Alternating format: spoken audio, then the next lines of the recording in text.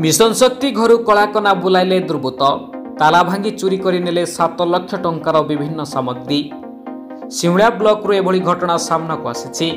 बालेश्वर जिला सिमुला ब्लॉक पछपटे थिबा मिशन शक्ति कार्यालय रो दुर्बृत्त माने विभिन्न सामग्री चोरी करि नै जायथिबा अभियोग होइछि। सूचना अनुसार गतकाली विलंबित राति दुर्बृत्त माने कार्यालय पछपट ग्रिल चाबी भांगी कार्यालय भितर प्रवेश करथिले। 6टी fan, LED TV, Aquaguard, microphone machine आदि विभिन्न सामग्री चोरी कर नै जायथिबा अभियोग होइछि। आज मिशन शक्तिर महिला माने कार्यालय को आसीबा परे चोरी होई जायथिबार जानिबाकु पाइले। मिशन शक्तिर महिला माने सिमुलिया थाना रे अभियोग करिबा परे सिमुलिया पुलिस घटनास्थल रे पहुंची तदंत जारी रखिछि। बासंती भूई बाउरीपदा पंचायत बीएलएफर मो प्रेसिडेंट हिसाब से काम कर आमर पिला स्कूल पिला लाट्रिन बांटापी आमर आसीला लाट्रिन आमको मेडिकल सारे फोन कले तुम शीघ्र आसिक रूम खोलना आम गाड़ी नहीं अनलोड कर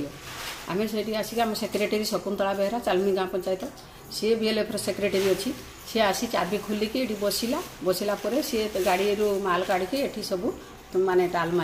मारला ताकि भितर गोटे लेबर कहला दीदी आ फैनटा खोलन टे सी जा सुइच टिपिला को फैन घूरलानी ऊपर गला फैन ना से सब बुलिकी देखला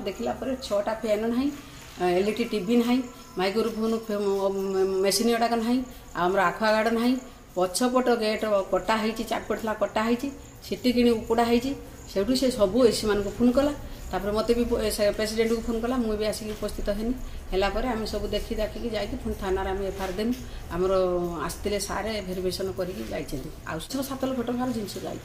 प्रोजेक्ट भी चोरी होती कौन चाहूँ चाहूँ आम चाहूँ किए नेला ये जिनस आम प्रमाण जानापी चाहूँ।